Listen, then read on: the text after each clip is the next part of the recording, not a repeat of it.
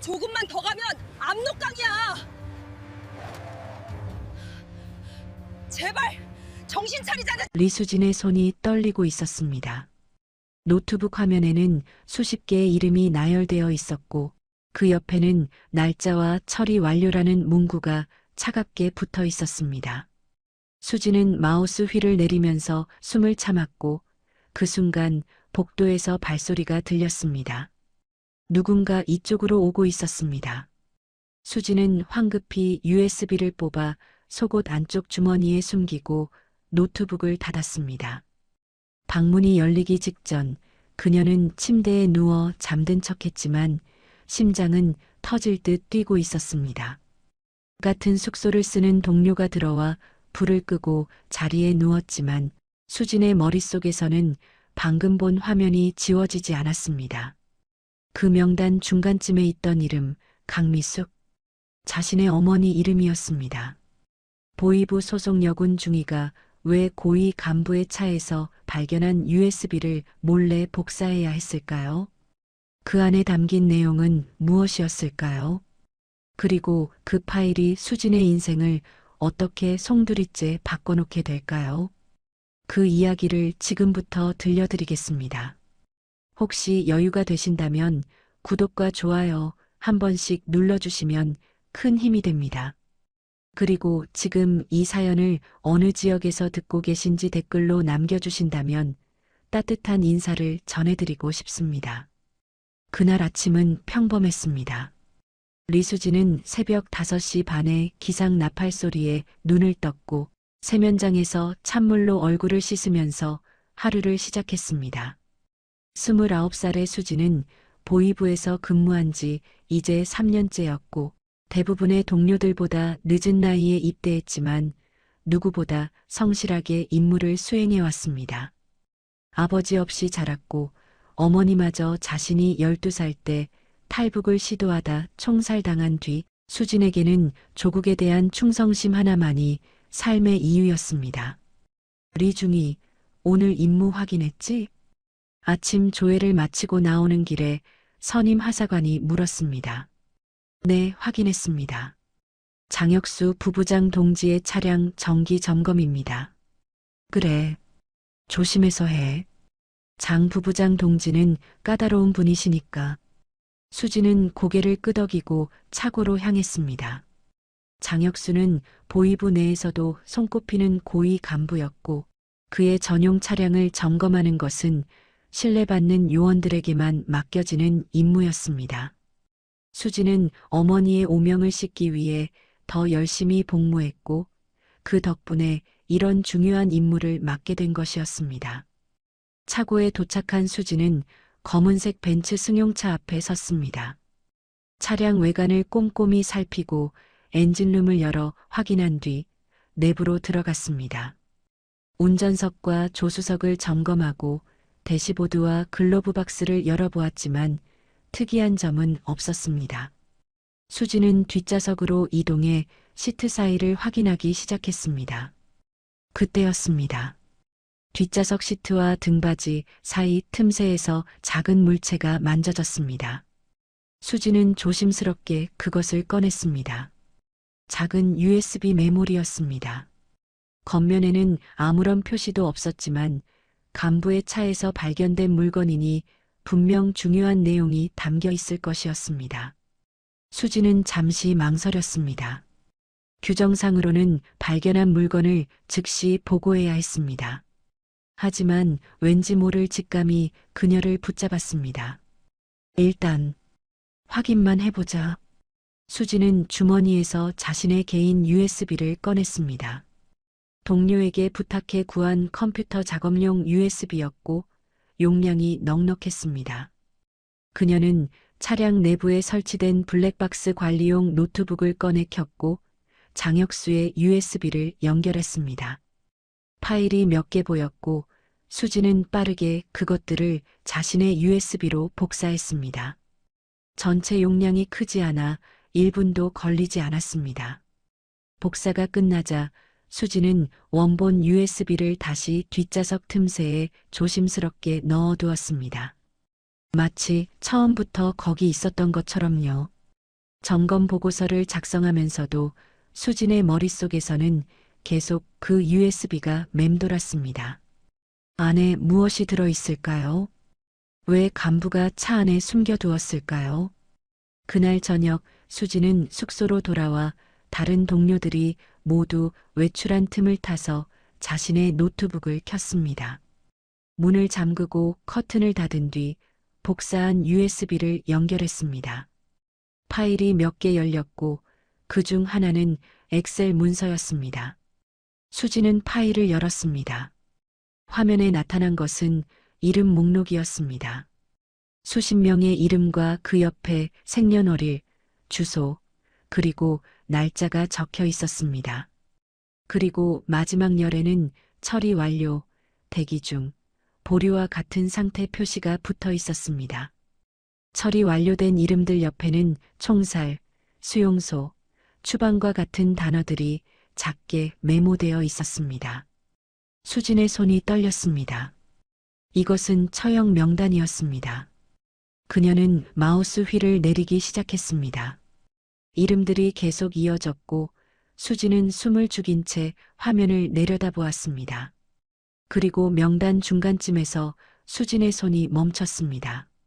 강미숙, 1973년생, 탈북시도, 2008년 6월 17일, 처리 완료 총살.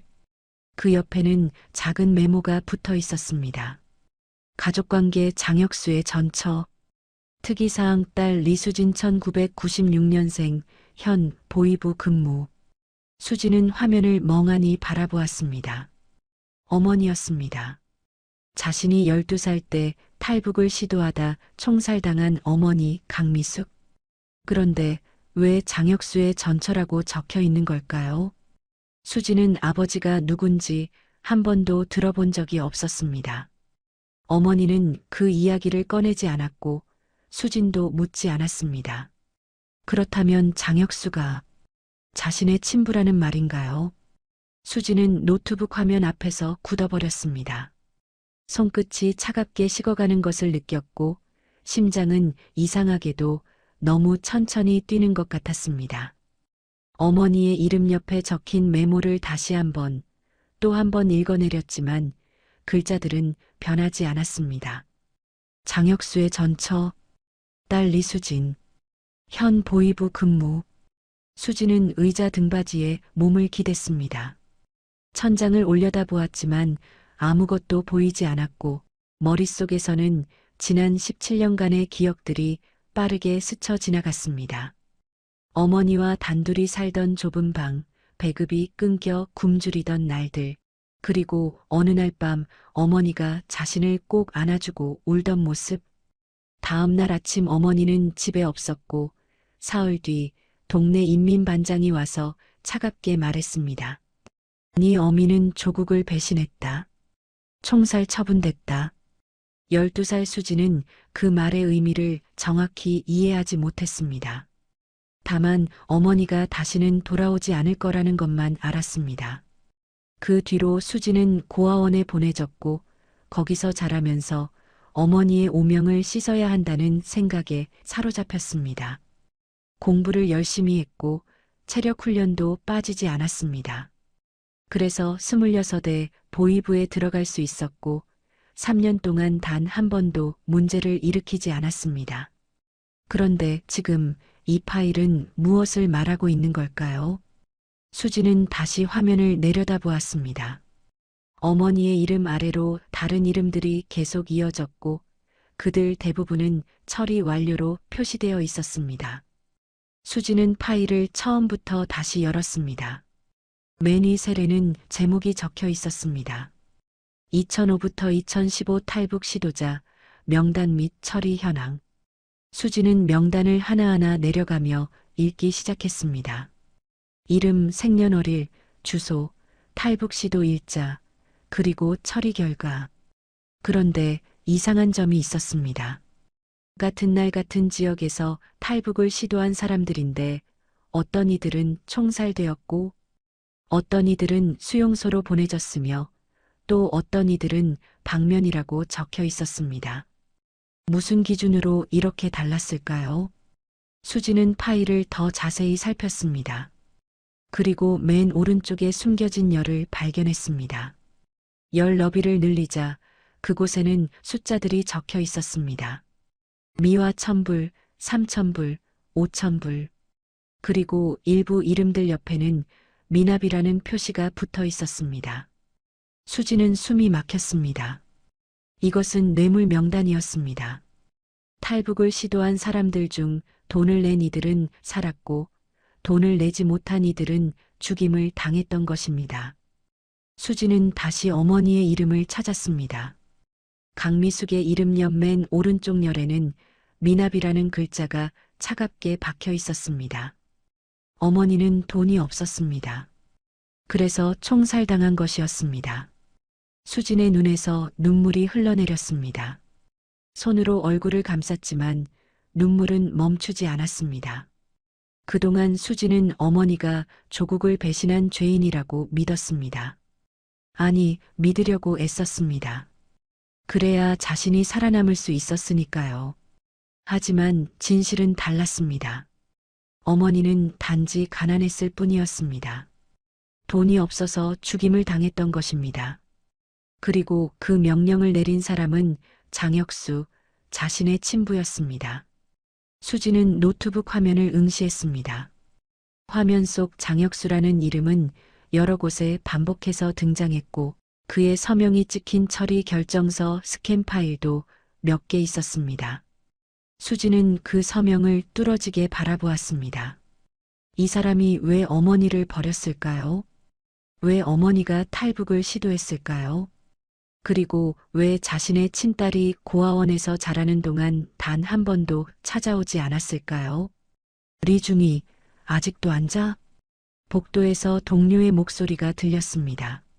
수지는 황급히 USB를 뽑아 속옷 안쪽 주머니에 숨기고 노트북을 껐습니다. 지금 잡니다. 수지는 대답하고 침대에 누웠지만 잠은 오지 않았습니다. 천장을 바라보면서 수지는 어머니의 얼굴을 떠올렸습니다. 항상 수심이 가득했던 어머니의 눈빛, 가끔 수진을 안아주며 흘리던 눈물, 그리고 마지막 밤 어머니가 귓가에 속삭이던 말. 수진아, 엄마는 너를 사랑한다. 그것만 기억해라. 어머니는 왜 탈북을 시도했을까요? 단순히 배가 고파서였을까요? 아니면 장혁수에게서 도망치려 했던 걸까요? 그리고 왜 어머니는 자신에게 아버지 이야기를 단 한 번도 하지 않았을까요? 다음 날 아침 수지는 평소보다 일찍 일어났습니다. 세면장에서 찬물로 얼굴을 씻으면서 거울 속 자신을 바라보았습니다. 눈 밑에 다크서클이 짙게 내려앉아 있었고 얼굴은 창백했습니다. 수지는 거울 속 자신에게 물었습니다. 너는 누구냐? 리수진인가요? 아니면 강미숙의 딸인가요? 보이부 중이인가요? 아니면 장혁수의 딸인가요? 수지는 자신이 누구인지 더 이상 알 수 없었습니다. 조회 시간에 동료들 사이에 서 있으면서도 수진의 머릿속에는 계속 그 파일이 맴돌았습니다. 점호를 받으면서도 아침 식사를 하면서도 업무 지시를 받으면서도 수지는 온전히 거기에 집중할 수 없었습니다. 그리고 복도를 지나가다 창문 너머로 본부 청사를 바라보았을 때 수지는 저 건물 어딘가에 장혁수가 있다는 사실을 떠올렸습니다. 자신의 친부, 어머니를 죽인 사람. 수지는 주먹을 꽉 쥐었습니다. 손톱이 손바닥에 파고들었지만 아프지 않았습니다. 아니, 이 고통은 아무것도 아니었습니다. 어머니가 느꼈을 고통에 비하면 말이죠. 탈북을 시도하다 붙잡혔을 때, 총살 선고를 받았을 때, 그리고 총알이 가슴을 관통했을 때 어머니가 느꼈을 고통에 비하면요. 리중이 괜찮나? 옆에 있던 선임이 물었습니다. 네, 괜찮습니다. 하지만 괜찮지 않았습니다. 수지는 더 이상 예전의 자신이 아니었습니다. 그날 밤 USB를 열어본 순간부터 수진의 세계는 완전히 뒤집혀 버렸습니다. 그리고 수지는 알고 있었습니다. 이 진실을 알게 된 이상 자신은 더 이상 여기서 가만히 있을 수 없다는 것을요. 하지만 당장 무엇을 할 수 있을까요? 수지는 그날 저녁부터 밤마다 USB 파일을 분석하기 시작했습니다. 동료들이 잠든 깊은 밤 화장실에 간다는 핑계로 일어나 복도 끝 작은 창고에 숨어 노트북을 켰습니다. 불을 켤 수 없어 화면 빛만으로 파일을 읽어야 했고 누군가 올까봐 계속 문 쪽을 신경 쓰면서 작업해야 했지만 수지는 멈출 수 없었습니다. 첫째 날 밤 수지는 탈북 시도자 명단을 날짜 순으로 정렬했습니다. 2005년부터 2015년까지 10년간의 기록이었고 총 347명의 이름이 있었습니다. 그중 143명은 총살, 156명은 수용소, 48명은 방면이었습니다. 수지는 방면된 사람들의 공통점을 찾기 시작했습니다. 그들 모두 맨 오른쪽 열에 미화로 표시된 금액이 적혀 있었습니다. 최소 1000불에서 최대 1만 불까지였습니다. 둘째 날 밤 수지는 다른 파일을 열었습니다. 엑셀이 아닌 워드 문서였고 제목은 거래 내역서였습니다. 장혁수의 이름으로 작성된 문서였고 날짜별로 입금 내역이 기록되어 있었습니다. 2008년 6월 15일 김철수 가족건 3,000불, 2009년 3월 22일 박영희 건 2,000불. 이름들은 탈북 시도자 명단과 정확히 일치했습니다. 그리고 문서 하단에는 계좌번호가 적혀 있었습니다. 중국은행 계좌였습니다. 수지는 손이 떨렸습니다. 장혁수는 체계적으로 돈을 받고 탈북자들을 처리해왔던 것입니다. 돈을 낸 사람은 방면하거나 가벼운 처벌을 내렸고 돈을 내지 못한 사람은 총살하거나 수용소로 보냈습니다. 인간의 생명을 돈으로 거래한 것이었습니다. 셋째 날 밤 수지는 다시 어머니의 이름을 찾았습니다. 강미숙, 2008년 6월 17일 총살. 그리고 거래 내역서를 확인했습니다. 2008년 6월에 어머니의 이름은 없었습니다. 미납이라는 표시 그대로 어머니는 단 한 푼도 내지 못했던 것입니다. 수지는 노트북 화면을 바라보다가 천천히 눈을 감았습니다. 기억이 떠올랐습니다. 어머니가 탈북을 시도하기 며칠 전 집에 누군가 찾아왔었습니다. 수지는 방에서 자고 있었지만 어머니와 그 사람의 대화 소리가 들렸습니다. 돈을 준비해야 합니다. 그래야 살 수 있어요. 돈이 어디 있겠습니까? 배급도 끊긴 지 몇 달째인데. 그럼 다른 방법을 찾아보세요. 친척이라도 친구라도. 제가 아는 사람들은 다 저랑 같은 처지입니다. 대화는 거기서 끝났고 그 사람은 곧 떠났습니다. 수지는 그때 그 대화의 의미를 이해하지 못했습니다. 하지만 지금은 알 수 있었습니다. 그 사람은 브로커였고 어머니에게 뇌물을 준비하라고 말했던 것입니다. 하지만 어머니는 돈이 없었습니다. 그래서 죽었습니다. 수진의 눈에서 다시 눈물이 흘러내렸습니다. 주먹으로 입을 막고 소리 없이 울었습니다. 창고 안은 어두웠고 노트북 화면 빛만이 수진의 얼굴을 희미하게 비추었습니다. 어머니는 단지 가난했을 뿐입니다. 조국을 배신한 것도 사상이 나빠서 탈북한 것도 아니었습니다. 그저 굶주림을 견딜 수 없어서 딸을 살리고 싶어서 국경을 넘으려 했을 뿐입니다. 그리고 그 대가로 목숨을 잃었습니다. 넷째 날 밤 수지는 또 다른 파일을 발견했습니다. PDF 형식이었고 스캔된 서류 이미지들이었습니다. 수지는 파일을 열어 한 장 한 장 넘겨보았습니다. 총살 집행 명령서였습니다. 장혁수의 서명이 선명하게 찍혀 있었고 날짜와 이름이 적혀 있었습니다. 수지는 2008년 6월을 찾았습니다. 그리고 그곳에서 어머니의 총살 집행 명령서를 발견했습니다. 명령서에는 이렇게 적혀 있었습니다. 강미숙, 1973년생, 조국 배신 및 불법 월경 시도 혐의로 총사령에 처함.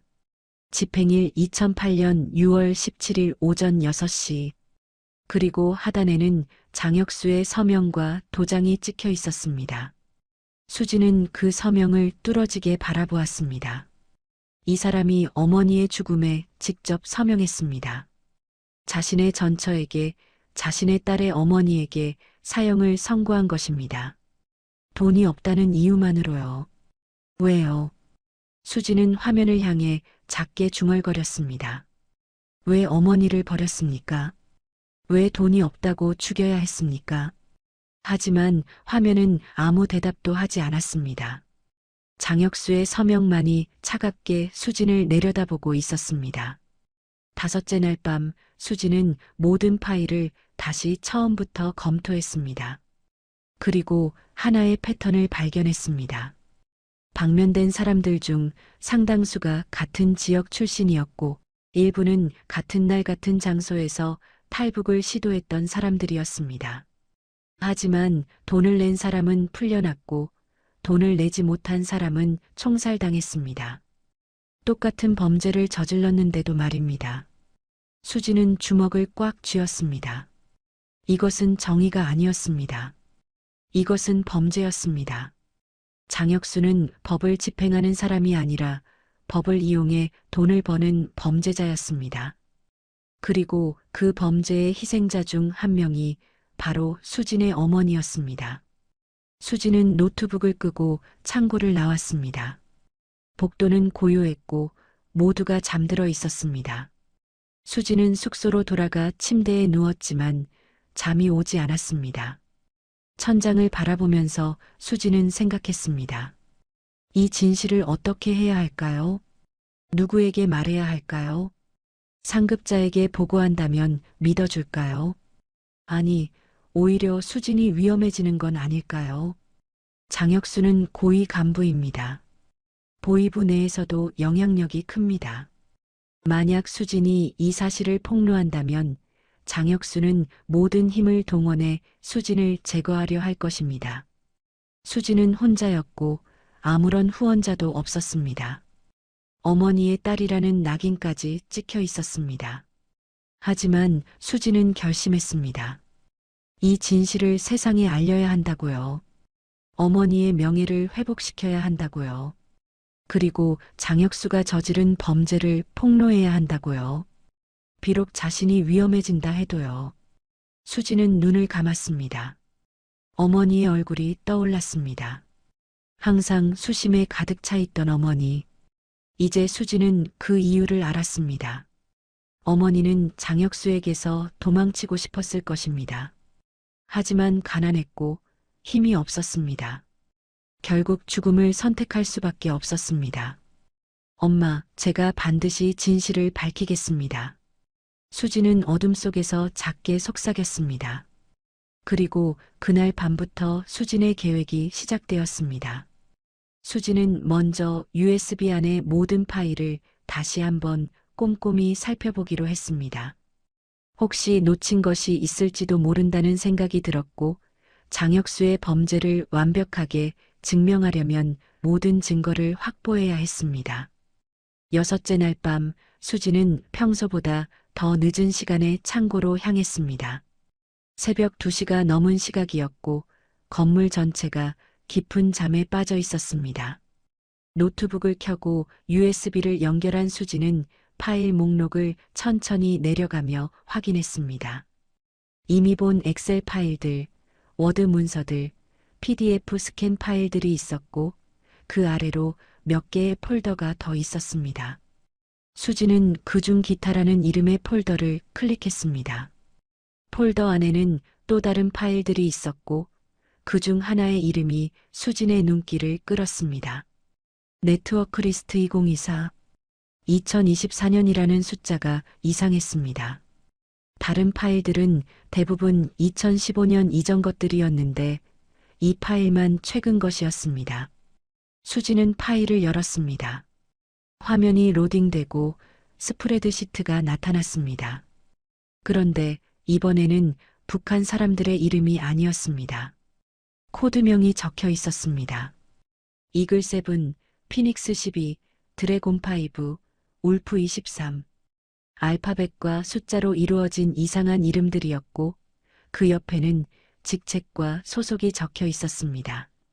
국정원 3차장, 국회의원 보좌관, XX그룹 전무, 통일부 과장. 수지는 숨이 멎는 것 같았습니다.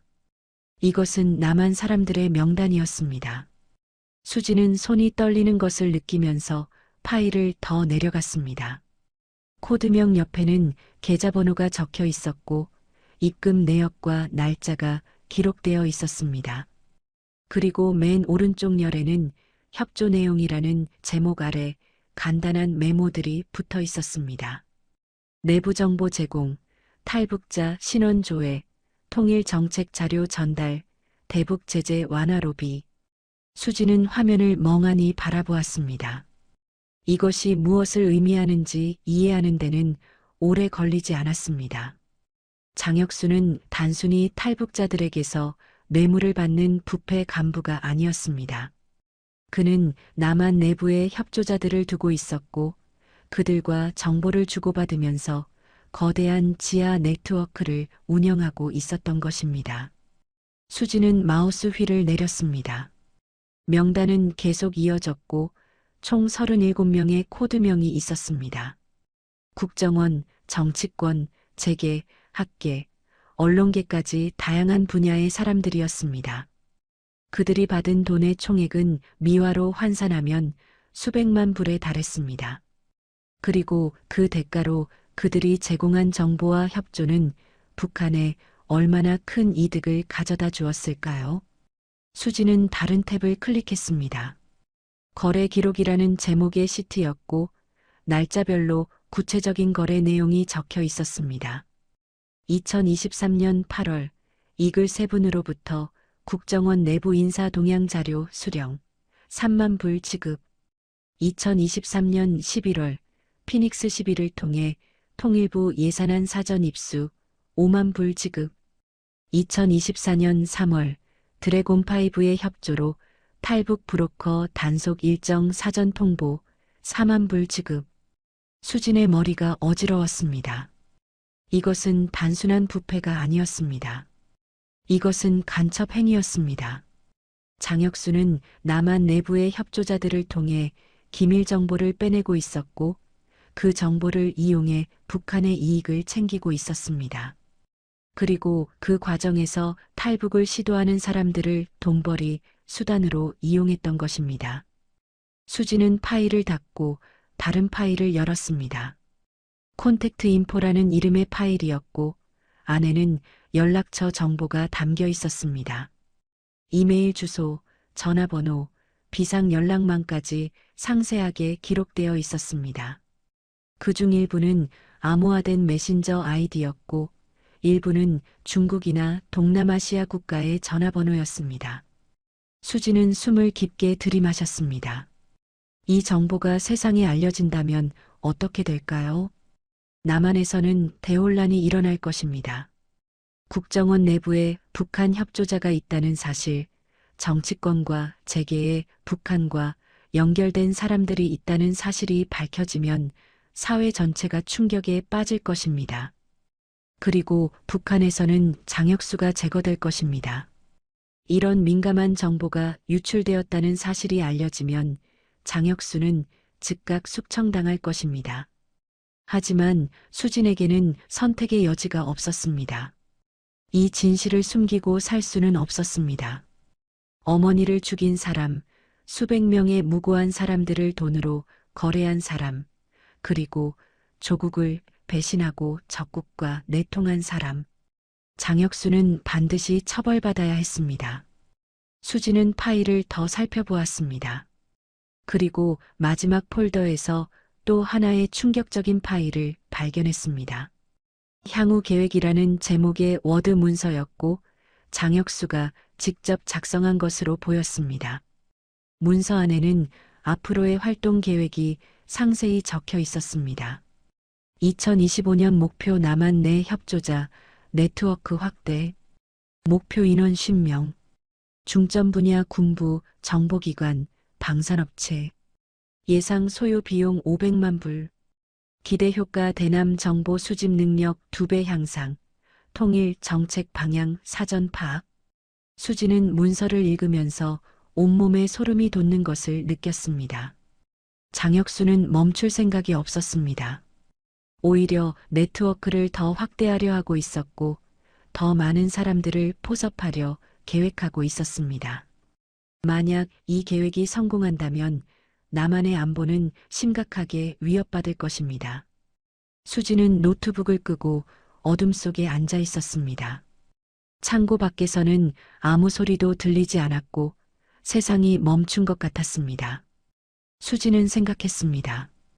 이 정보를 어떻게 전달해야 할까요? 보위부 상급자에게 보고한다면 어떻게 될까요? 장혁수의 영향력을 생각하면 오히려 수진이 제거당할 가능성이 높았습니다. 그렇다면 다른 방법을 찾아야 했습니다. 수진은 결심했습니다. 이 정보를 남한으로 가져가야 한다고요. 남한 당국에 직접 전달해야 한다고요. 그것이 유일한 방법이었습니다. 북한 내부에서는 장혁수를 막을 수 없었습니다. 하지만 남한에서라면 이 정보를 이용해 내부의 배신자들을 색출할 수 있을 것입니다. 그리고 장혁수의 범죄도 세상에 알릴 수 있을 것입니다.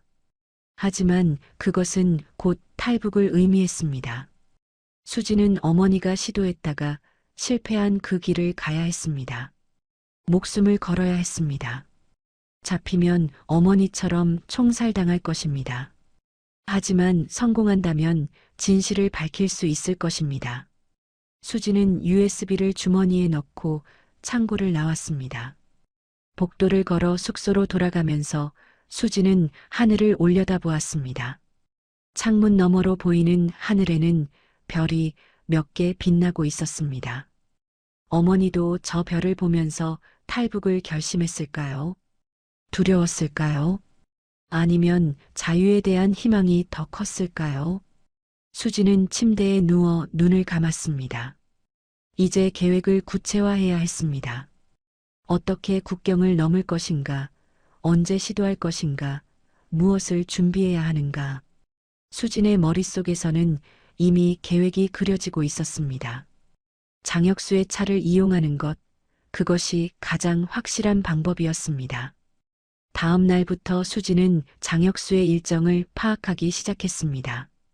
보위부 내부 게시판에는 고위 간부들의 공식 일정이 올라왔고 수지는 차량 관리 담당자로서 자연스럽게 그 정보에 접근할 수 있었습니다. 일주일 동안 장혁수의 동선을 추적한 결과 그는 매주 화요일과 금요일에 평양 시내 회의에 참석했고 한 달에 한두 번 정도 지방 출장을 갔습니다. 수진이 기다린 것은 바로 그 지방 출장이었습니다. 장혁수가 1박 2일 이상 평양을 비운다면 그 시간 동안 차량 도난 사실이 늦게 발각될 가능성이 높았습니다. 수진은 매일 게시판을 확인했고 2주 후 드디어 기회가 왔습니다. 장혁수가 함경북도 청진으로 3박 4일 출장을 간다는 공지가 올라온 것입니다. 리 중이 장 부부장 동지 차량은 다음 주 출장 때 필요 없대. 다른 차량 쓰신다니까 정비만 잘해놔. 차량 관리 선임이 말했습니다. 수지는 고개를 끄덕였습니다. 알겠습니다. 이것은 완벽한 기회였습니다. 장혁수가 청진에 가 있는 동안 평양의 차량은 차고에 그대로 있을 것이고 며칠 동안은 아무도 그 차를 찾지 않을 것입니다.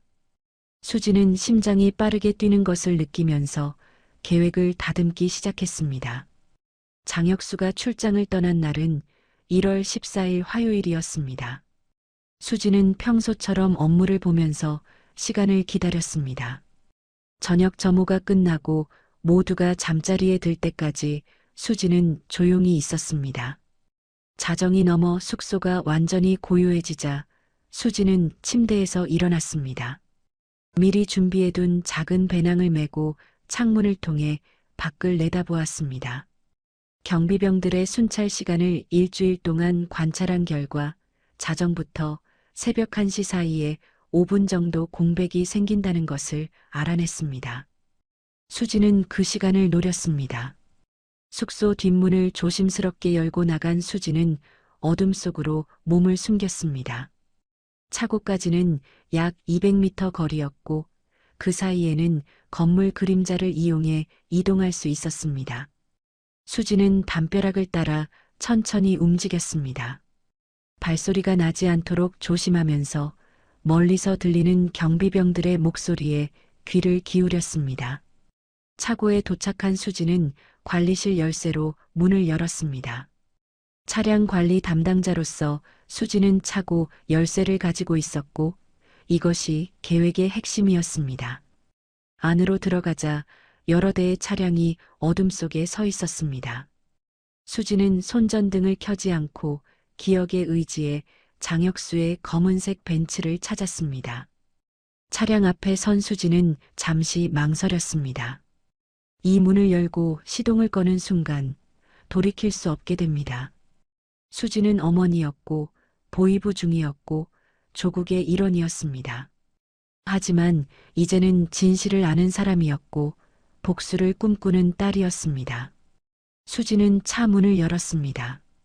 미리 복사해둔 차량 키로 시동을 걸자 엔진이 부드럽게 돌아갔습니다.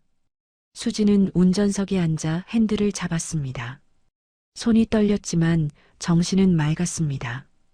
배낭 안쪽 주머니에는 USB가 안전하게 들어 있었고 그것이 수진의 유일한 무기였습니다. 차고 문을 열고 수지는 천천히 차를 몰고 나왔습니다. 밤 공기가 차가웠고 하늘에는 구름이 가득했습니다. 수지는 헤드라이트를 켜지 않고 보이부 청사를 빠져나갔습니다. 정문 경비소를 지날 때 수지는 창문을 내리고 경비병에게 말했습니다. 긴급 업무로 나갑니다. 경비병은 차량을 확인하고 고개를 끄덕였습니다. 장혁수의 차량이었기 때문에 아무도 의심하지 않았습니다. 수지는 창문을 올리고 다시 앞으로 나아갔습니다. 보이부 청사를 완전히 벗어나자 수지는 헤드라이트를 켰습니다. 평양 시내는 깊은 밤이라 거리가 텅 비어 있었습니다. 가끔 순찰차가 지나갔지만 수진의 차를 멈추지 않았습니다. 간부 차량이었기 때문입니다. 수진은 북쪽으로 향했습니다. 압록강은 평양에서 북서쪽으로 약 200km 떨어진 곳에 있었고 중국 국경과 맞닿아 있었습니다. 첫 번째 검문소가 나타났습니다. 평양 외곽의 통제소였고 밤에는 더욱 삼엄하게 경비가 서 있었습니다. 수지는 속도를 줄이고 차를 세웠습니다. 검문소 병사가 다가왔고 수지는 미리 준비한 서류를 내밀었습니다. 장혁수의 이름으로 발급된 간부 전용 통행증이었고 차량 점검 때 발견했던 것입니다. 어디로 가십니까? 신의주 방면 긴급 업무입니다.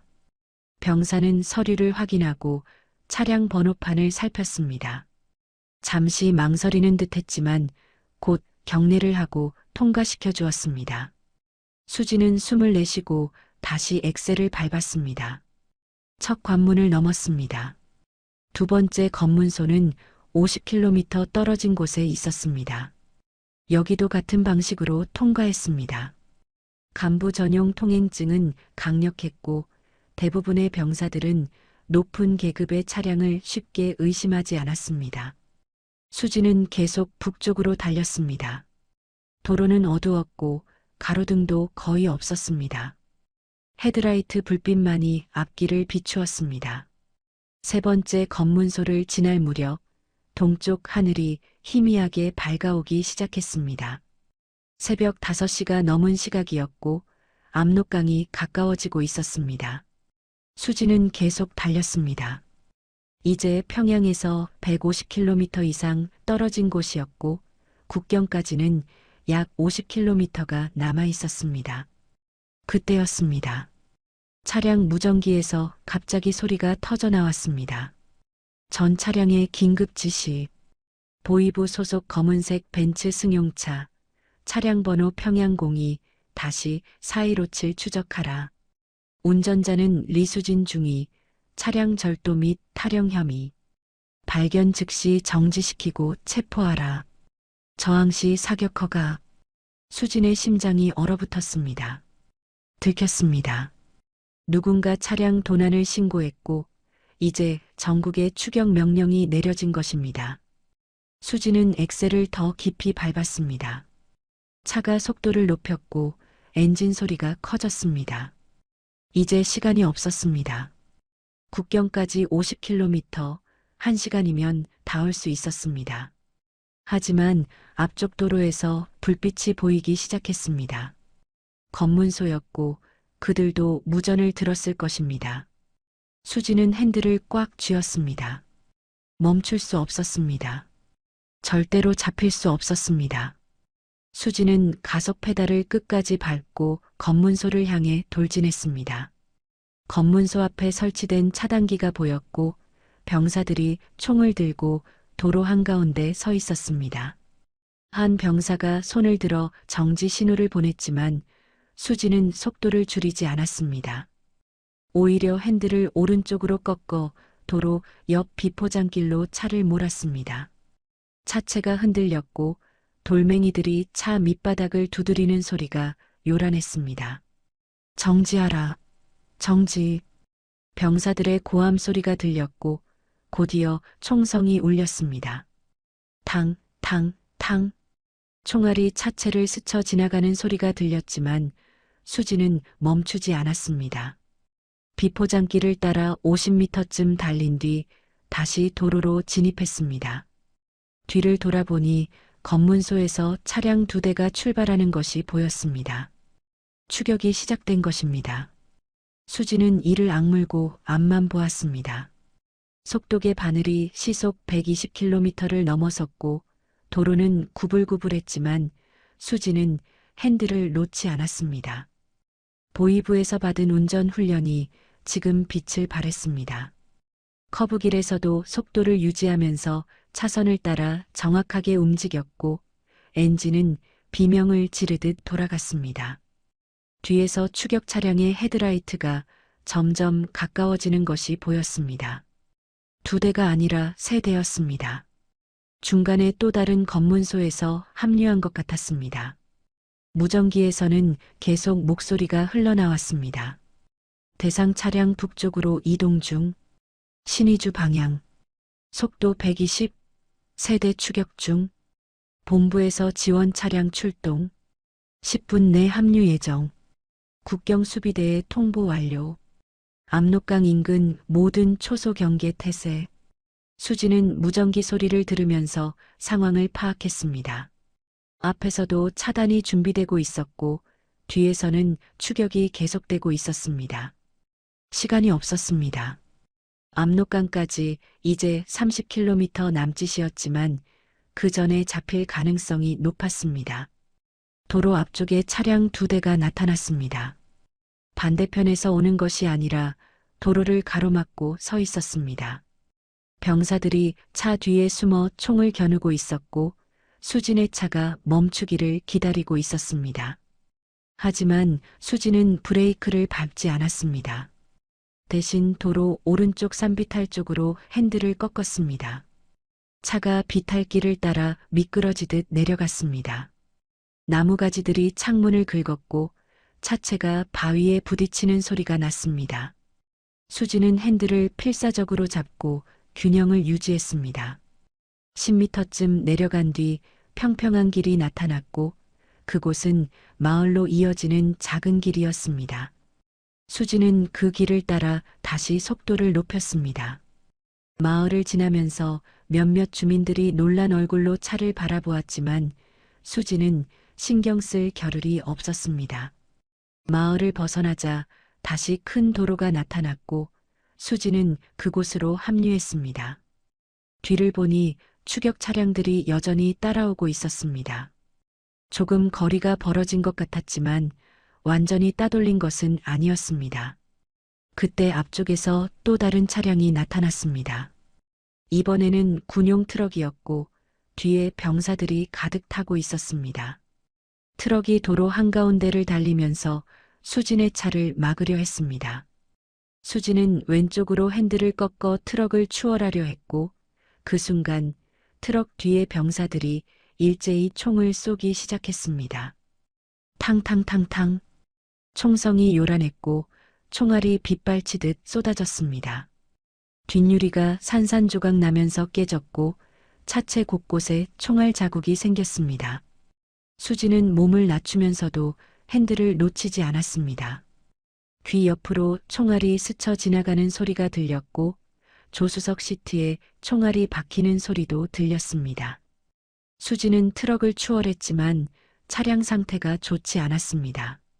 엔진에서 이상한 소리가 나기 시작했고 속도가 조금씩 떨어지고 있었습니다. 총알이 엔진 어딘가를 맞춘 것 같았습니다. 하지만 멈출 수 없었습니다. 수지는 계속 앞으로 나아갔습니다.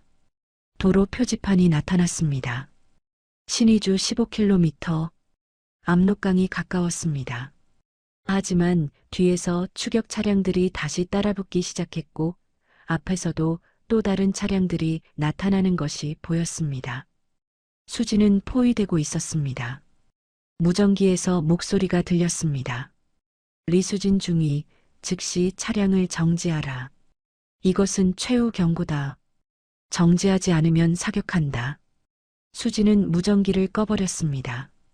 대답할 필요가 없었습니다. 수진의 대답은 계속 앞으로 나아가는 것이었습니다.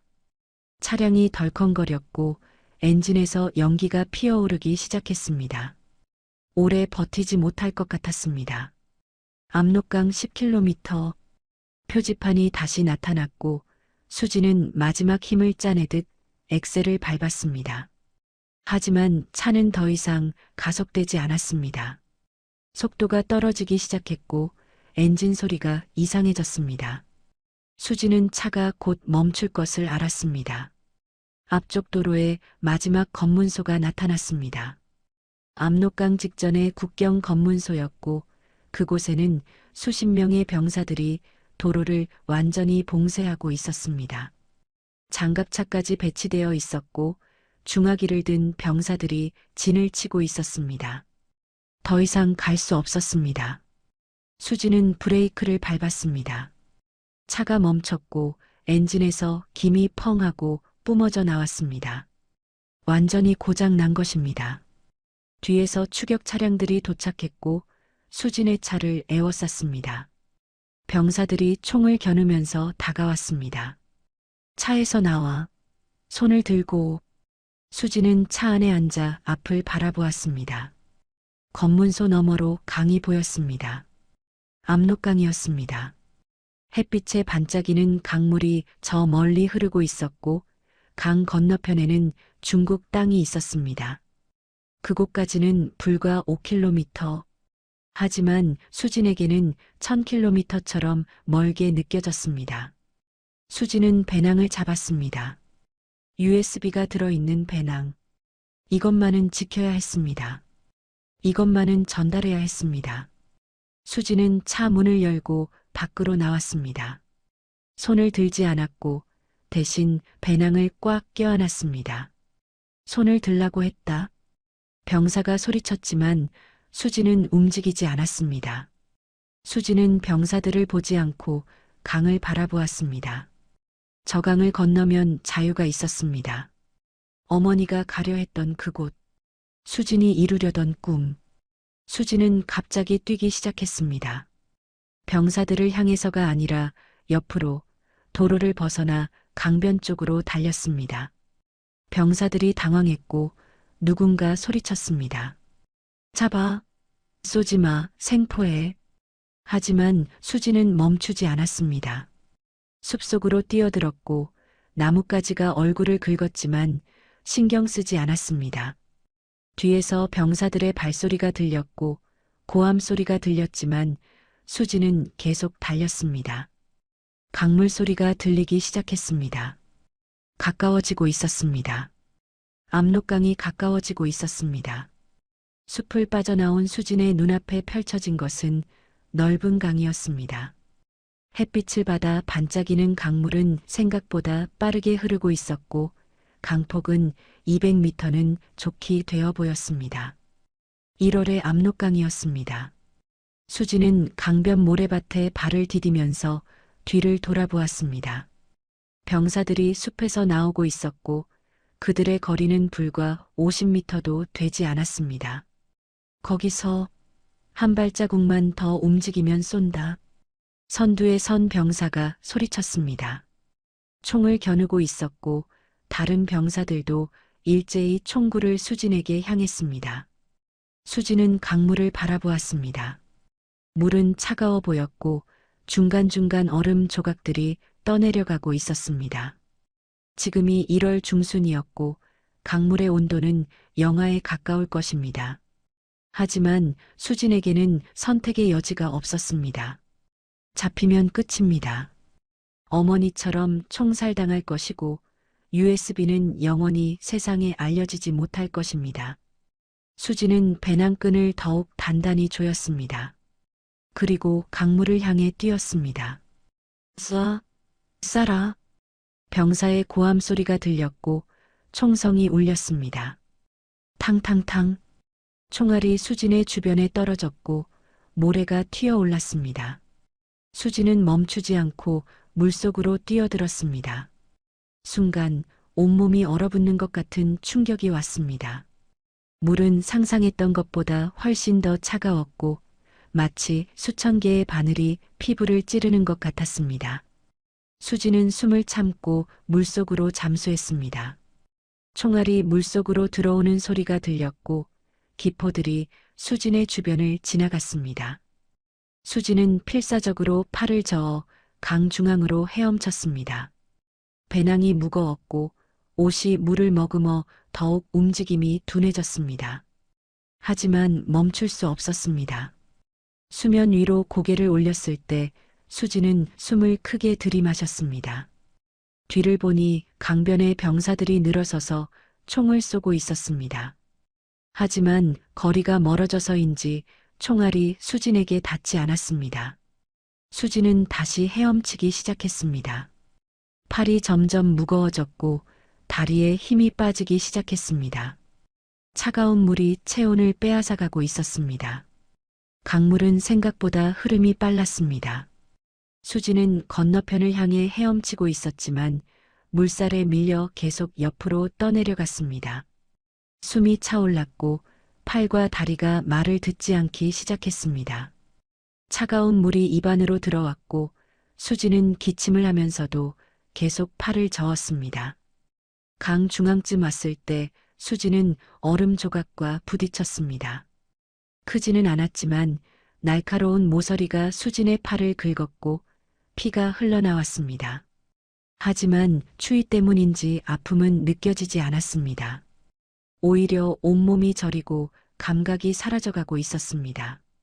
조금만 더. 수지는 중얼거리면서 계속 헤엄쳤습니다. 건너편 강변이 조금씩 가까워지는 것이 보였습니다. 중국 땅이었습니다. 저기만 닿으면 됩니다. 저기만 가면 살 수 있습니다. 수지는 마지막 힘을 짜내듯 팔을 저었습니다. 하지만 몸이 점점 무거워졌습니다. 배낭이 발목에 감긴 것처럼 수진을 물속으로 끌어당겼고 팔은 더 이상 제대로 움직이지 않았습니다. 수지는 물을 삼켰고 기침을 했지만 물만 더 들어왔습니다. 시야가 흐려지기 시작했습니다. 하늘이 회전하는 것 같았고 귀에서는 이상한 소리가 들렸습니다. 엄마. 수지는 작게 중얼거렸습니다. 어머니의 얼굴이 떠올랐습니다. 12살 수진을 안아주던 어머니의 따뜻한 품. 이제 곧 어머니를 만날 수 있을까요? 수지는 천천히 눈을 감았습니다. 몸이 물속으로 가라앉기 시작했고 차가운 물이 얼굴을 감쌌습니다. 그때 누군가의 손이 수진의 팔을 잡았습니다. 수진은 희미한 의식 속에서 자신이 끌려 올라가는 것을 느꼈습니다. 물 밖으로 나오자 차가운 공기가 얼굴을 때렸고 누군가의 목소리가 들렸습니다. 중국어였습니다. 살아있어. 빨리 담요 가져와. 수지는 단단한 땅에 누워 있었습니다. 눈을 뜨려 했지만 눈꺼풀이 무거웠습니다. 누군가 수진의 등을 두드렸고 수지는 물을 토해냈습니다. 기침이 멈추지 않았고 온몸이 덜덜 떨렸습니다. 괜찮아요. 이제 안전해요. 중국이에요. 한국어를 하는 여자의 목소리가 들렸습니다. 누군가 수진의 몸에 담요를 덮어주었고 따뜻한 손이 수진의 뺨을 감쌌습니다. 수진은 천천히 눈을 떴습니다. 흐릿한 시야에 몇 명의 사람들이 보였습니다. 그들은 수진을 내려다보며 안도의 표정을 짓고 있었습니다. 배낭, 제 배낭. 수진은 힘없는 목소리로 말했습니다. 한 남자가 수진의 배낭을 들어 보였습니다. 여기 있어요. 걱정 마세요. 수진은 안도의 한숨을 쉬었습니다. USB는 무사했습니다. 수진은 다시 눈을 감았습니다. 의식이 흐려지기 시작했고 몸의 감각이 사라져갔습니다. 누군가 수진을 들어 올렸고 차에 태우는 것 같았습니다. 엔진 소리가 들렸고 차가 움직이기 시작했습니다. 병원으로 빨리 가요. 저체온 증이에요. 누군가의 목소리가 멀리서 들렸습니다. 수지는 의식을 놓지 않으려 애썼지만 어려웠습니다. 몸은 차갑게 식어가고 있었고 정신은 안개 속으로 빠져들고 있었습니다. 이름이 뭐예요? 들려요? 여자의 목소리가 다시 들렸습니다. 수지는 입술을 움직였습니다. 리수진, 보이부, USB, 국정원에 말이 제대로 나오지 않았습니다. 하지만 수지는 계속 중얼거렸습니다. USB, 국정원, 꼭 전달. 알겠어요. 걱정 마세요. 우리가 도와줄게요. 여자가 수진의 손을 잡았습니다. 따뜻한 손이었습니다. 수지는 그 온기를 느끼면서 천천히 의식을 놓았습니다. 이제 안전했습니다. 강을 건넜습니다. 어머니가 가지 못한 그곳에 도착했습니다. 수진의 마지막 기억은 차창 밖으로 보이는 하늘이었습니다. 구름이 걷히고 햇살이 비치고 있었습니다.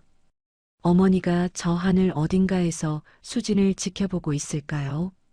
수진은 희미한 미소를 지으며 눈을 감았습니다. 시간이 얼마나 흘렀을까요? 수진이 다시 눈을 떴을 때는 하얀 천장이 보였습니다. 병원이었습니다. 수진은 침대에 누워 있었고 팔에는 링거가 꽂혀 있었습니다. 몸은 여전히 무거웠지만 따뜻했습니다. 수진은 천천히 고개를 돌렸습니다. 옆에는 의자에 앉아 있는 여자가 보였습니다. 40대쯤 되어 보이는 한국인 여성이었고 수진이 깨어난 것을 보고 미소 지었습니다. 깨어났네요. 3일이나 잠들어 있었어요. 여자가 말했습니다. 수지는 입술을 움직였지만 목이 말라 소리가 나오지 않았습니다. 여자가 물을 따라 수진에게 건넸고 수지는 조금씩 마셨습니다. 제 배낭은요? 수진이 물었습니다. 여자가 고개를 끄덕였습니다. 안전하게 보관하고 있어요. 걱정 마세요. USB도 확인했어요. 당신이 왜 목숨 걸고 강을 건넜는지 이해해요. 수지는 안도의 한숨을 쉬었습니다. 그리고 물었습니다. 저는 언제 한국으로 갈 수 있나요? 여자는 잠시 망설이다가 대답했습니다. 회복되면 태국을 거쳐 한국으로 보내드릴게요. 3개월 정도 걸릴 거예요.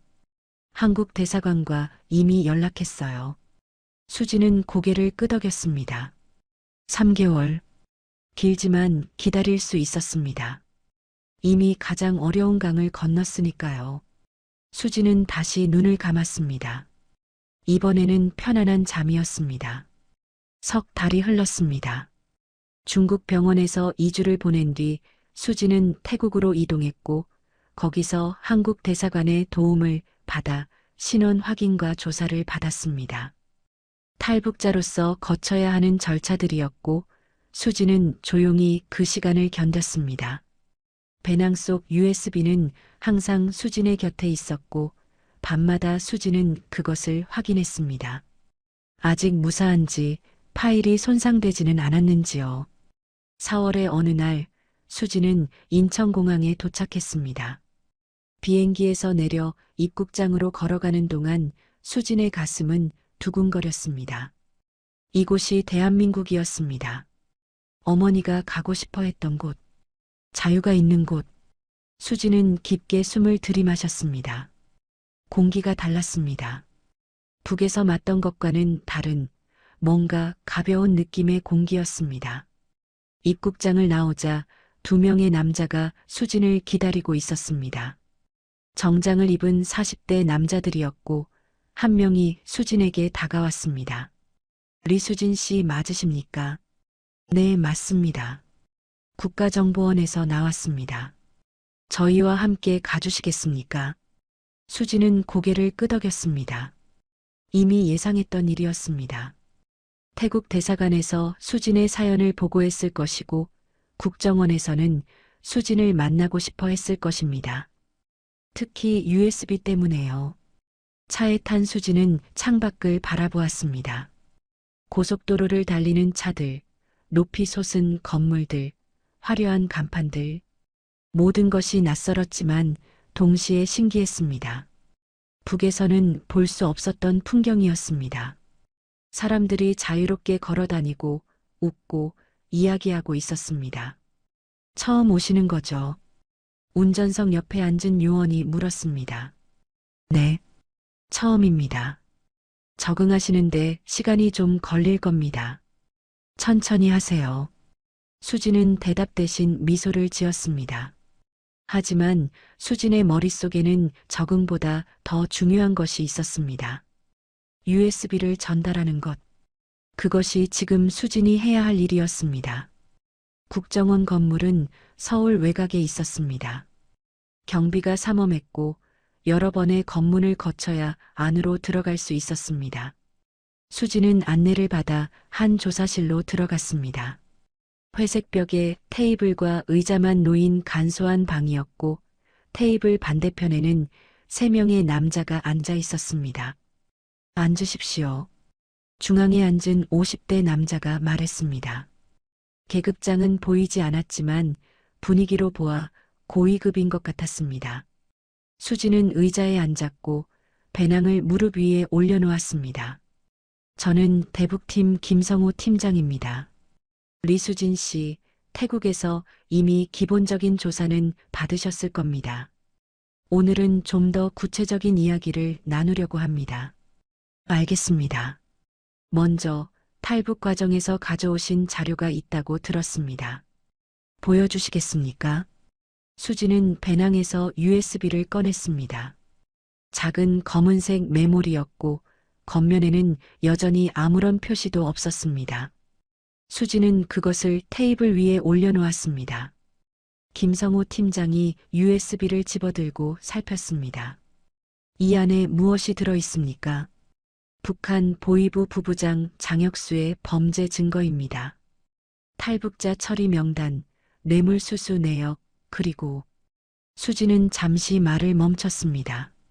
그리고 조사관들의 눈을 똑바로 바라보았습니다. 남한 내부 협조자 명단입니다. 조사실 안이 순간 조용해졌습니다. 3명의 조사관이 서로 눈빛을 교환했고 김성호 팀장의 표정이 굳어졌습니다. 남한 내부 협조자라고 했습니까? 네. 코드명으로 되어 있지만 직책과 소속이 명시되어 있습니다. 국정원, 정치권, 재계 인사들입니다. 총 37명입니다. 김성호 팀장은 USB를 내려놓고 수진을 바라보았습니다. 눈빛이 날카로워졌습니다. 그 정보가 정확하다는 보장이 있습니까? 위조되었을 가능성은요? 저도 처음에는 의심했습니다. 하지만 파일 안에 거래 내역과 계좌번호, 그리고 협조 내용이 상세히 기록되어 있습니다. 장혁수가 직접 관리하던 파일입니다. 조사관 한 명이 노트북을 가져왔고 USB를 연결했습니다. 화면에 파일 목록이 나타났고 그들은 하나씩 열어보기 시작했습니다. 수지는 조용히 앉아 그들이 파일을 확인하는 것을 지켜보았습니다. 첫 번째 파일을 열었을 때 조사관들의 얼굴에 변화가 나타났습니다. 탈북자 명단과 처리 내역을 보면서 그들은 인상을 찌푸렸습니다. 두 번째 파일, 거래 내역서를 볼 때는 한숨을 쉬었습니다. 하지만 세 번째 파일, 남한 협조자 명단을 열었을 때 그들의 얼굴은 창백해졌습니다.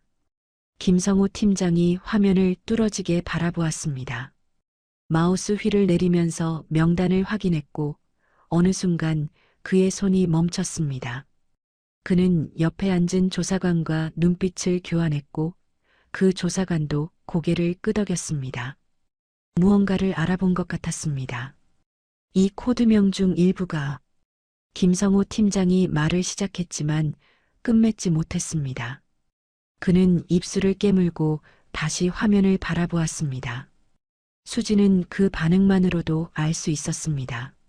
명단이 진짜라는 것을, 그리고 그 안에 실제로 국정원 내부 인물이 포함되어 있다는 것을요. 잠시 기다려 주십시오. 김성호 팀장이 일어나 밖으로 나갔습니다. 다른 두 조사관은 여전히 화면을 보고 있었고 그들의 표정은 점점 더 어두워졌습니다. 수지는 조용히 앉아 있었습니다. 이제 모든 것이 시작되는 것입니다. 10분 후 김성호 팀장이 돌아왔습니다. 그의 뒤로 더 높은 직급으로 보이는 60대 남자가 들어왔습니다. 회색 정장을 입은 그는 테이블에 앉지 않고 화면을 보았습니다. 조사관이 파일을 보여주었고 그는 몇 분간 침묵 속에서 내용을 확인했습니다. 명단 속 코드명 3개가 우리 조직 내부 인물과 일치합니다. 그가 낮은 목소리로 말했습니다. 방 안의 공기가 무거워졌습니다. 어떻게 확인하셨습니까? 협조 내용과 시기를 대조했습니다. 2023년 8월에 내부 인사 동향 자료가 유출된 사건이 있었습니다. 당시 우리는 해킹으로 결론 내렸지만 이 파일에는 이글 세븐이 그 자료를 제공했다고 되어 있습니다. 그리고 이글 세븐의 직책은 국정원 3차장입니다. 김성호 팀장이 숨을 깊게 들이마셨습니다. 현재 3차장은 이재훈 차장입니다. 침묵이 흘렀습니다. 수지는 그 이름을 기억했습니다. USB 파일에서 본 적이 있었습니다. 하지만 직접 듣는 것은 달랐습니다. 국정원 내부에 북한 협조자가 있다는 것이 이제 확실해진 것입니다. 다른 2명은요. 피닉스 12는 국회의원 보좌관으로 추정됩니다. 2023년 11월 통일부 예산안 유출 사건과 일치합니다. 드래곤5는 현재 확인 중입니다. 60대 남자가 수진을 바라보았습니다. 리수진 씨, 이 자료는 매우 중요합니다. 하지만 동시에 매우 위험합니다. 만약 이 내용이 외부에 알려진다면 국가 안보에 심각한 타격이 올 것입니다. 알고 있습니다. 우리는 비밀리에 조사를 진행할 것입니다. 당신은 안전한 곳에서 보호받게 될 것입니다. 협조해 주시겠습니까? 수지는 고개를 끄덕였습니다. 한 가지만 부탁드립니다. 무엇입니까? 제 어머니 강미숙의 명예를 회복시켜 주십시오. 어머니는 조국을 배신한 것이 아닙니다. 단지 살고 싶었을 뿐입니다. 60대 남자는 잠시 수진을 바라보다가 고개를 끄덕였습니다. 약속하겠습니다. 그날 이후 수진은 서울 외곽의 안가로 옮겨졌습니다. 작은 아파트였지만 깨끗했고 창문 밖으로는 남산타워가 보였습니다. 국정원에서 제공한 보호 거주지였고 24시간 경호가 붙어 있었습니다. 수지는 그곳에서 조용히 지내면서 때때로 국정원의 추가 조사에 협조했습니다. 2주가 지난 어느 날 김성호 팀장이 수진을 찾아왔습니다. 그의 얼굴은 지쳐 보였고 눈 밑에는 다크서클이 짙게 내려앉아 있었습니다. 수지는 그에게 차를 내왔고 그는 고맙다는 말과 함께 한 모금 마셨습니다. 진전이 있었습니다. 김성호 팀장이 말문을 열었습니다. 이글셉은 이재훈 차장을 조사했습니다. 그의 중국 은행 계좌를 추적한 결과 지난 3년간 총 15만 불이 입금된 것을 확인했습니다. 입금 시기는 USB 파일의 거래 내역과 정확히 일치합니다. 수지는 차를 내려놓고 팀장을 바라보았습니다. 체포하셨습니까? 아직입니다. 더 많은 증거를 확보하고 있습니다. 그리고 다른 협조자들도 찾아내야 합니다. 한 명만 잡으면 나머지가 도망갈 수 있으니까요.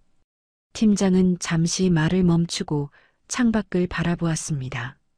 그리고 다시 수진을 보았습니다. 피닉스 12도 신원을 파악했습니다. 여당 국회의원 보좌관 박민수입니다. 통일부 출신이고 북한 관련 정책에 깊이 관여해 왔습니다. 그의 동선과 통화 기록을 분석한 결과 중국 선양을 자주 방문했고 거기서 정체불명의 인물들과 접촉한 흔적이 있습니다. 드래곤5는요? 아직 확인 중입니다. 방산업체 쪽으로 추정되지만 확실하지 않습니다. 수지는 고개를 끄덕였습니다. 국정원이 움직이고 있었습니다. 비밀리에 하지만 확실하게 내부의 배신자들을 찾아내고 있었습니다. USB가 제 역할을 하고 있는 것입니다. 한 가지 더 말씀드릴 것이 있습니다. 팀장의 목소리가 낮아졌습니다. 수지는 그의 표정에서 무언가 중대한 소식이 있다는 것을 느꼈습니다. 북한 소식통을 통해 정보가 들어왔습니다. 장혁수에 관한 것입니다. 수진의 심장이 빠르게 뛰기 시작했습니다. 장혁수? 그 이름을 듣는 것만으로도 수진의 가슴 속에서는 복잡한 감정이 소용돌이쳤습니다. 무슨 일입니까? 장혁수가 실종되었습니다. 당신이 탈북한 직후인 1월 중순부터 그의 행적이 끊겼습니다. 공식적으로는 출장 중이라고 발표되었지만 우리 소식통에 따르면 그는 숙청된 것으로 보입니다. 수지는 숨을 멈췄습니다. 숙청? 그 말의 의미는 분명했습니다. 처형되었다는 뜻입니다. 확실합니까? 100% 확실하지는 않습니다. 하지만 여러 정황이 그것을 가리킵니다. 당신이 차량을 훔쳐 탈북했을 때 북한 당국은 즉시 장혁수의 차량이었다는 것을 파악했을 겁니다. 그리고 당신이 무엇을 가지고 갔는지 의심했을 것입니다. 팀장은 잠시 말을 멈추고 수진의 반응을 살폈습니다. 수진은 창밖을 바라보고 있었고 표정은 읽을 수 없었습니다. 북한 입장에서는 USB의 내용이 유출되었을 가능성을 배제할 수 없었을 겁니다. 그리고 그 책임을 장혁수에게 물었을 것입니다. 고위 간부가 그런 민감한 정보를 제대로 관리하지 못했다는 것은 중대한 과실이니까요. 언제 처형되었습니까? 정확한 날짜는 모릅니다. 하지만 2월 초쯤으로 추정됩니다. 비밀리에 처형되었고 가족들도 함께 수용소로 보내졌다고 합니다. 수지는 아무 말도 하지 않았습니다. 장혁수가 죽었습니다. 자신의 친부가 어머니를 죽인 그 사람이 처형되었습니다. 수지는 이 소식을 들었을 때 어떤 감정을 느낄지 상상해 본 적이 있었습니다. 기쁨일까요? 안도감일까요? 아니면 슬픔일까요? 하지만 지금 수진이 느끼는 것은 그 어느 것도 아니었습니다. 공허함이었습니다. 마치 긴 싸움이 끝난 뒤 전장에 홀로 남겨진 것 같은 느낌이었습니다. 승리도 패배도 아닌 그저 끝이라는 감각만이 있었습니다. 괜찮으십니까? 팀장이 조심스럽게 물었습니다. 수지는 고개를 돌려 그를 바라보았습니다. 모르겠습니다. 제가 무엇을 느껴야 하는지 모르겠습니다. 당연합니다. 그는 당신의 친부였으니까요. 친부, 수지는 그 단어를 되뇌었습니다. 친부.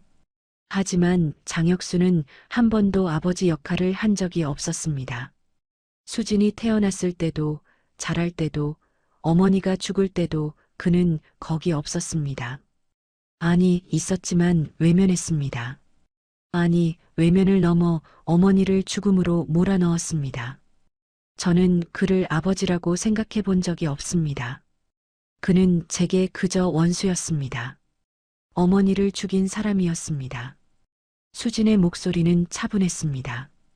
감정의 기복이 없었고 마치 사실을 진술하듯 담담했습니다. 하지만 그가 죽었다는 소식을 들으니 이상합니다.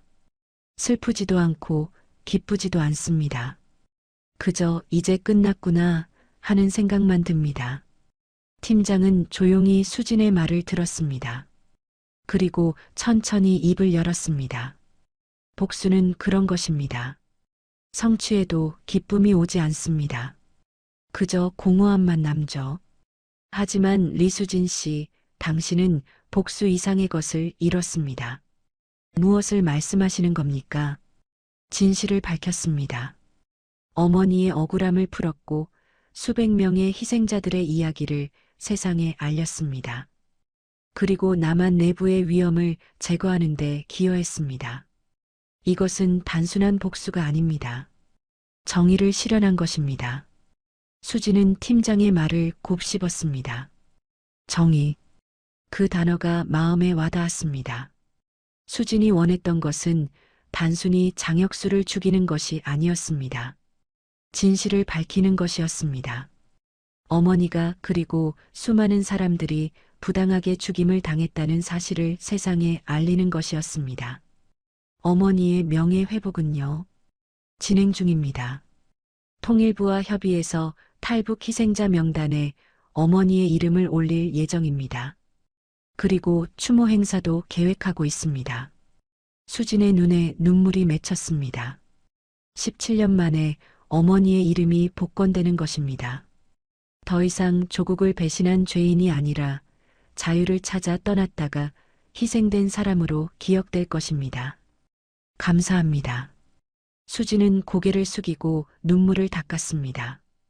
팀장은 자리에서 일어나 수진의 어깨에 손을 올렸습니다. 당신이 용기 있게 행동한 덕분입니다. 리수진 씨, 당신은 영웅입니다. 저는 영웅이 아닙니다. 그저 딸일 뿐입니다. 그것으로 충분합니다. 팀장이 떠난 뒤 수진은 창가에 서서 밖을 바라보았습니다. 서울의 거리는 사람들로 붐볐고 차들이 끊임없이 오갔습니다. 모두가 자기 삶을 살고 있었습니다. 자유롭게, 두려움 없이요. 수진은 생각했습니다. 장혁수는 죽었습니다. 어머니를 죽인 그 사람은 이제 없습니다. 복수는 완성되었습니다. 하지만 수진이 진정으로 원했던 것은 복수가 아니었습니다. 어머니가 평온히 잠들 수 있기를, 그리고 자신이 새로운 삶을 시작할 수 있기를 원했습니다. 이제 그것이 가능해졌습니다. 장혁수는 사라졌고 진실은 밝혀졌습니다. 어머니의 이름은 회복될 것이고 수진은 여기 남한에서 새로운 삶을 시작할 수 있을 것입니다. 수진은 창문을 열었습니다. 시원한 바람이 얼굴을 스쳤고 봄의 향기가 코끝에 닿았습니다. 수진은 눈을 감고 깊게 숨을 들이마셨습니다. 자유의 공기였습니다. 어머니가 갈망했던, 그리고 수진이 목숨 걸고 찾아온 그 자유였습니다. 엄마, 이제 편히 쉬세요. 수진은 하늘을 올려다보며 중얼거렸습니다. 구름 사이로 햇살이 비치고 있었고 하늘은 맑고 푸르렀습니다. 2년이 흘렀습니다. 서울 강남구의 작은 카페, 수진은 카운터 뒤에서 에스프레소 머신을 작동시키고 있었습니다. 김이 피어오르고 커피 향이 가게 안을 가득 채웠습니다. 손님이 들어오는 소리에 수진은 고개를 들어 미소 지었습니다. 어서 오세요. 평범한 인사였습니다. 하지만 수진에게 이 평범함은 기적 같은 것이었습니다. 2년 전만 해도 상상할 수 없었던 삶이었습니다. 자유롭게 일하고 손님들과 이야기하고 퇴근 후에는 친구들을 만나 영화를 보러 가는 것. 이 모든 것이 수진에게는 여전히 신기했습니다. 국정원의 내부 수사는 6개월 만에 마무리되었습니다. 이글세븐 이재훈 차장은 구속되었고 피닉스 12 박민수 보좌관도 체포되었습니다. 드래곤5의 정체는 방산업체 임원으로 밝혀졌고 그 역시 재판을 받았습니다. 총 12명의 협조자가 검거되었고 나머지는 증거 부족으로 감시 대상이 되었습니다. 언론에는 간첩 사건으로만 보도되었고 수진의 이름은 철저히 보호되었습니다. 수진은 하나원에서 3개월간 정착 교육을 받았고 그 뒤 바리스타 자격증을 땄습니다. 커피가 좋았습니다. 원두를 갈고 물을 내리고 한 잔의 커피를 완성하는 과정이 수진에게는 명상 같았습니다. 탈북민 지원단체에서 자원봉사도 시작했습니다. 수진처럼 새로운 삶을 시작하는 사람들을 돕는 일이었고 그 일을 하면서 수진은 자신의 경험이 누군가에게 희망이 될 수 있다는 것을 알았습니다. 수진아, 오늘 일찍 끝나. 내가 마감할게. 카페 주인인 김 사장님이 말했습니다. 50대 여성이었고 수진이 처음 이곳에 왔을 때 따뜻하게 맞아주었던 분입니다. 괜찮으세요? 제가 할게요. 아니야. 오늘 특별한 날이잖아. 어머니 추모일이라고 했지. 수진은 잠시 망설이다가 고개를 끄덕였습니다. 오늘은 어머니 강미숙의 기일이었습니다. 17년 전 오늘 어머니는 압록강을 건너려다 총살당했습니다. 감사합니다, 사장님. 수진은 앞치마를 벗고 가방을 챙겼습니다. 카페를 나서니 4월의 봄바람이 따뜻하게 불었습니다. 지하철을 타고 망원동으로 향했습니다.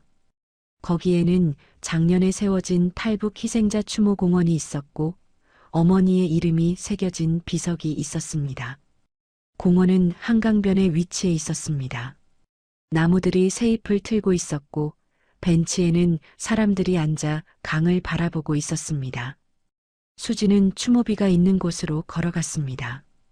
검은색 화강암으로 만들어진 비석에는 수백 명의 이름이 새겨져 있었고 그 중 하나가 강미숙이었습니다. 수지는 비석 앞에 무릎을 꿇고 앉았습니다. 가져온 꽃다발을 놓고 잠시 눈을 감았습니다. 어머니의 얼굴이 떠올랐습니다. 항상 걱정스러운 표정을 짓고 있었지만 수진을 안아줄 때만큼은 따뜻한 미소를 지었던 어머니. 수진이 12살 때 마지막으로 본 그 얼굴. 엄마, 저예요. 수진이에요. 수진은 비석을 쓰다듬으며 중얼거렸습니다. 엄마가 가고 싶어 하셨던 곳에 왔어요. 여기는 나만이에요. 자유로운 곳이에요. 사람들이 두려움 없이 살고 웃고 꿈을 꾸는 곳이에요. 바람이 불어 수진의 머리카락을 흔들었습니다. 수진은 눈을 뜨고 강물을 바라보았습니다. 햇빛에 반짝이는 강물은 압록강과는 달랐습니다. 여기는 자유가 있었고 희망이 있었습니다.